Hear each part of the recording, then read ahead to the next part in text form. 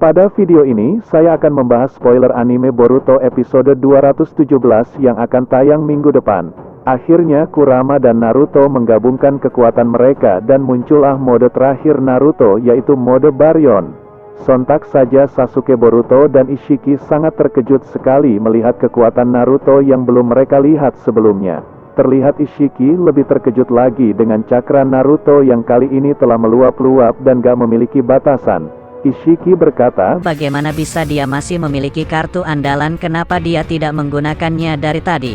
Sasuke juga langsung berdiri untuk melihat mode terakhir Naruto dan berkata, cakra yang dahsyat, Naruto gak pernah bilang kalau memiliki kekuatan sehebat ini. Boruto yang sudah sekarat juga melihat ayahnya itu sudah berubah walaupun dia tidak mengucapkan kata apapun. Dalam kekuatan ini Kurama juga berkata kalau kekuatan ini layaknya seperti fusi nuklir yang prinsipnya mirip dengan matahari yang menghasilkan energi. Dan cakra Kurama berfungsi sebagai kenel yang menghasilkan energi baru yang sangat berbeda sama sekali. Naruto pun bertanya, ini terdengar sangat sederhana, lalu apa bedanya dengan mode Kurama dan mode Rikudo? Kurama menjawab kalau mode ini jelas berbeda karena mode lainnya hanya mengambil cakra dari tempat lain dan menggunakannya. Tapi ini adalah binatang buas yang berbeda dan sebagai bahan mentah untuk menciptakan energi cakraku dan cakramu akan dikonsumsi sampai salah satu dari hidup kita lenyap. Dengar, jangan lakukan gerakan sia-sia, bebaskan dari pikiran yang gak berguna karena itu adalah trik untuk terus mempertahankan mode Baryon selama mungkin. Nampak sekali dalam wujud mode Baryon ini Naruto memiliki cakra berbentuk ekor Kurama yang di atas terdapat 4 ekor dan di bawah ada 5 ekor. Ishiki berkata, aku tidak peduli, awasi sekitarmu. Sontak Ishiki langsung menyerang Naruto dengan sangat percaya diri. Tapi tiba-tiba hanya dengan satu serangan sikut saja Naruto bisa membuat Ishiki terjatuh sampai mencium tanah. Terlihat Sasuke dan Ishiki cukup kaget melihat kekuatan Naruto sekarang. Kemudian Ishiki kembali menyerang Naruto lagi dengan gerakan yang cepat, namun hal tersebut gak berpengaruh dengan kekuatan Naruto sekarang dan Naruto berhasil menghajar Ishiki tepat di wajahnya. Sasuke sang pengamat kemudian berkata gak bisa dipercaya sekarang Naruto lebih unggul dari Ishiki. Kemudian Ishiki menggunakan Daikokuten untuk mengeluarkan kubus-kubus hitam dan menimpa Naruto. Tapi dengan mudah Naruto dapat menahan kubus itu dengan menggunakan cakra ekor dari mode Baryonnya. Gak hanya itu, Naruto melempar kubus itu pada Ishiki yang membuat Ishiki sontak melompat untuk menghindarinya. Tapi tiba-tiba Naruto sudah ada di belakang Ishiki dan menendang Ishiki sampai Ishiki lagi-lagi mencium tanah.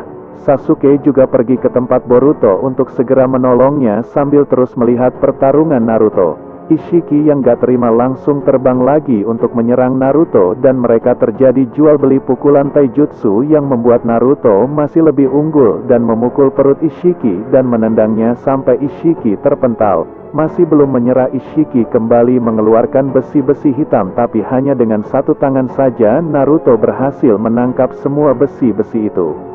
Ishiki, Sasuke, dan Boruto sontak sangat kaget melihat Naruto bisa bergerak secepat itu. Sasuke berkata Naruto bisa menghentikan batang-batang besi yang super cepat itu.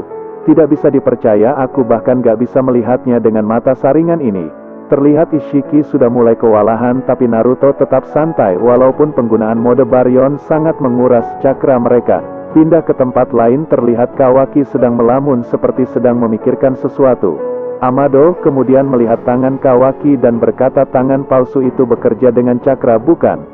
Biasanya akan sangat sulit untuk menemukan yang cocok dan kau sangat beruntung, Kawaki.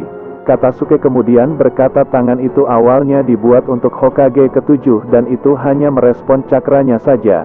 Naruto telah berbagi cakra dengan Kawaki agar tangan itu berfungsi sepanjang waktu. Dan pada dasarnya Naruto terus-menerus mengirimkan cakra pada Kawaki. Amado pun agak kaget melihat fakta itu dan berkata gak kusangka apakah itu adalah kemurahan hati dari Naruto. Sumire kemudian bertanya pada Amado apakah Amado bisa mengembalikan tangan Kawaki yang sudah hancur. Dan Amado menjawab, ya tentu saja itu akan menjadi tugas pertama setelah semua ini selesai. Tiba-tiba Kawaki merasakan sesuatu yang terjadi pada tangan buatan itu yang sontak Shikamaru langsung bertanya apa yang terjadi. Kawaki menjawab cakra Naruto sudah melemah. Di tempat lain memang terlihat cakra Naruto tiba-tiba menurun drastis yang menyebabkan Naruto langsung jongkok dan merasa kelelahan. Sasuke berkata, apa yang terjadi, kenapa cakra Naruto tiba-tiba saja menurun dengan cepat? Sementara itu Boruto yang sedang sekarat juga berkata, tubuhku sakit dan aku gak bisa tetap terjaga. Akhirnya Boruto pingsan dalam situasi itu sebelum pertarungan selesai. Dalam hati Naruto juga berkata, harga diri energinya lebih tinggi dari apa yang kuduga dan kurasa waktuku gak banyak lagi. Terlihat Ishiki akhirnya menyadari sesuatu kalau kekuatan Naruto kali ini memang memiliki kelemahan yang terlihat sangat jelas. Ishiki berkata, peningkatan drastis dalam kemampuan dan kekuatanmu adalah perjudian yang memperpendek umur. Untuk itu maaf saja, sepertinya taruhanmu kala Uzumaki Naruto. Tapi tiba-tiba mulut Ishiki juga mengeluarkan darah yang menyatakan kalau Ishiki juga hampir sampai pada batasnya.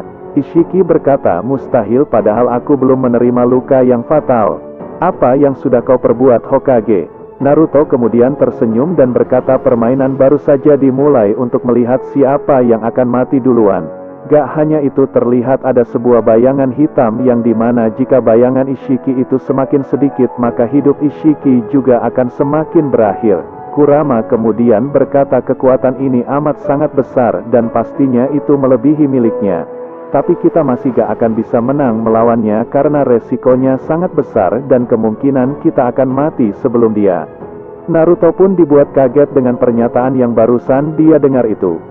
Kurama kembali berkata, tenang saja, biasanya itu yang akan terjadi, tapi keadaan di sini berbeda dan karena itulah aku memilih cara ini. Kau lihat, efek samping yang memperpendek hidup kita adalah kuncinya. Karena semua cakra terhubung dan kekuatan yang sama ini muncul dari potongan-potongan hidup kita. Akan tetapi kekuatan ini juga akan memotong kehidupan Ishiki jika kau bersentuhan dengannya. Maka dari itu Naruto langsung menyerang untuk memotong semua kehidupan Ishiki. Sementara itu Ishiki yang kaget juga berkata, mustahil, masa hidupku menyusut secara drastis. Setidaknya aku punya waktu sekitar 20 jam bahkan lebih, tapi kenapa sisa hidupku kurang dari 30 menit saja? Kurama pun melanjutkan perkataannya pada Naruto, yaitu jangan pikirkan untuk mengalahkannya tapi fokus pada lancarkan serangan seperti petinju yang mengincar menang dengan keputusan, potong terus masa hidupnya sebelum masa hidup kita habis.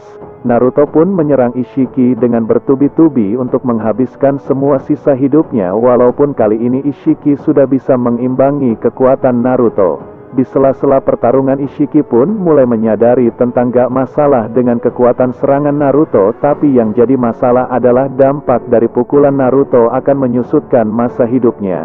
Ishiki pun kali ini membuat Naruto gak berdaya dan berhasil memojokkannya. Tapi nampak sekali kalau masa hidup Ishiki semakin habis dan kini kurang dari 10 menit saja. Ishiki harus secepatnya menemukan Kawaki dan menanamkan segel karma baru sebelum hidupnya habis. Tiba-tiba ketika Ishiki sedang mencekik Naruto, dia merasakan cakra Naruto yang kini berada di tempat lain yang ternyata berada di tangan palsu Kawaki. Akhirnya dengan cepat Ishiki langsung mengarahkan tangannya ke samping untuk menggunakan jurus ruang dimensi. Ishiki berkata lagi pula, yang akan bertahan sampai akhir adalah Ishiki Otsutsuki dan bukan makhluk rendahan sepertimu. Sementara itu Shikamaru menanyakan keadaan Naruto pada Kawaki, apakah dia baik-baik saja.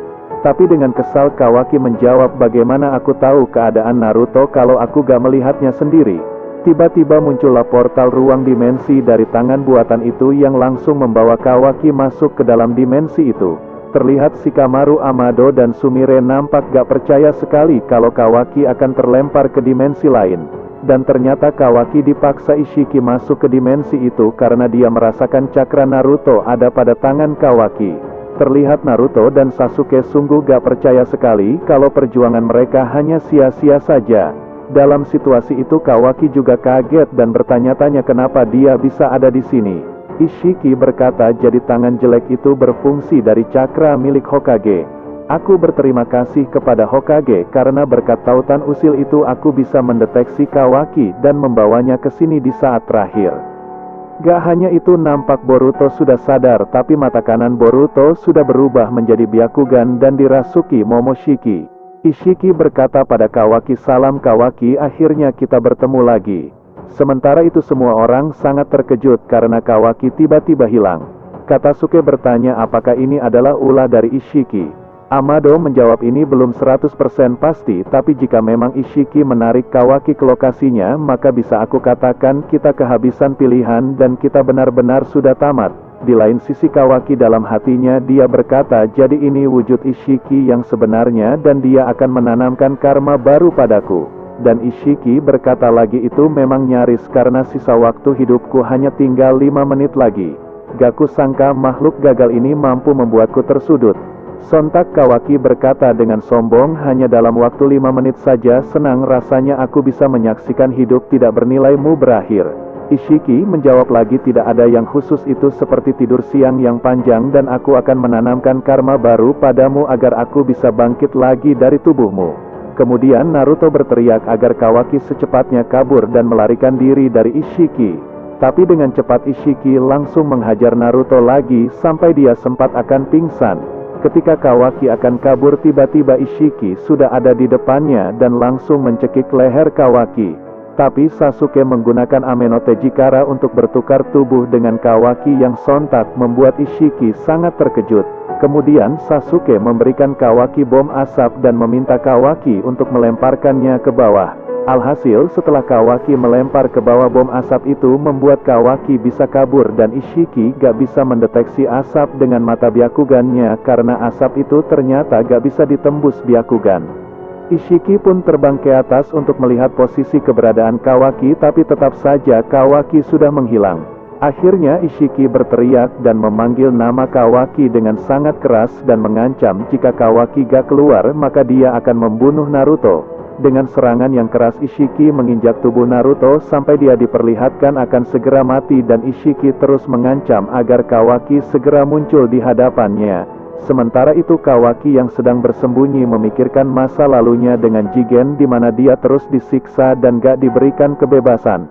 Dan di lain sisinya Kawaki juga mengingat kenangannya dengan Naruto yang dimana Kawaki dianggap sebagai keluarganya. Maka akhirnya Kawaki pun keluar dari tempat persembunyiannya dengan tatapan yang cukup serius dan membuat semua orang sampai terkejut. Ishiki yang senang langsung terbang ke arah Kawaki dan sempat menyerap bola cendol api dari Kawaki dan langsung memeluknya. Ishiki berkata, apa yang kau lakukan? Kau pikir dirimu itu ninja dan nyatanya kau gak akan pernah menjadi seorang ninja selain kehidupan yang akan dihancurkan menjadi wadahku. Kawaki menjawab kalau Naruto sudah mengajarkannya banyak hal yang tadinya hidupku hampa, kini aku mempunyai alasan untuk tetap hidup. Dunia tanpa Hokage ketujuh gak ada artinya buatku dan lebih baik aku mati jika gak ada Hokage ketujuh di dunia ini. Ishiki pun berkata lagi, gak masalah lagi pula kau hanya seorang wadah.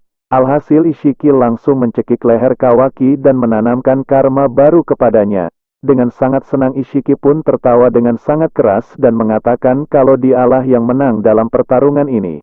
Setelah itu tangan Ishiki tiba-tiba mulai hancur dan dia berkata kalau masa hidupnya sepertinya sudah habis.